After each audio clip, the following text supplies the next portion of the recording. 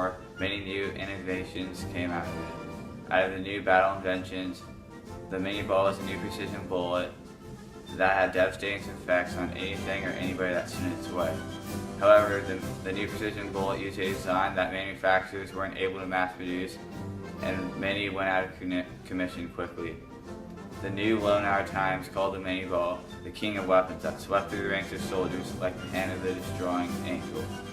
Another innovation was the use of trains and railroads. Railroads made it possible for the transportation of troops to and reinforcements into a war fresh and fully rested. One of the most important inventions during the Civil War was the invention of the telegraph.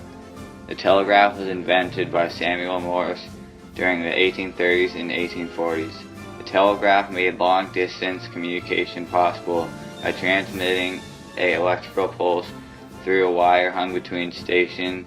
Messages were relayed using Morse code.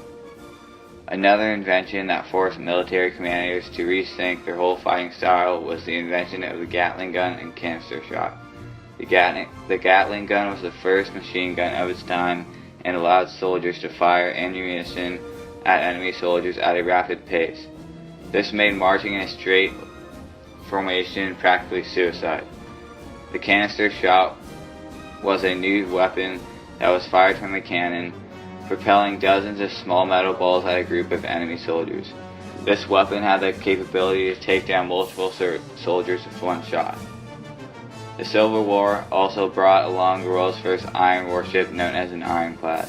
The ironclad was a steam-propelled warship that was protected by iron and steel armor plates. The ironclad was developed as a result of the vulnerability of wooden ships to explosives or incendiary shells. The first ironclad battle took place between the Union Monitor and the Confederate Merrimac. In 1861, J. Erickson sent a letter to President Lincoln offering him his drawings for the ironclad warship with these words: "The writer, having introduced the present system of naval proportions and constructed the first cruise ship of war, now offers to construct a vessel for destruction of the rebel fleet at Norfolk and for scouring the southern rivers and inlets of all craft protected by rebel batteries. In making this offer, I seek no private advantage or involvement of any kind. Attached to the Union alone impels me to offer my services at this fearful crisis, my life, if need be, in the great cause which Providence has called you to defend." Shortly after the war had ended in a Union victory, the President Abraham Lincoln was assassinated by John Wilkes Booth on April 14, 1865. John Wilkes Booth was a famous actor and Confederate sympathizer. President Lincoln died the following morning at 7:22 a.m.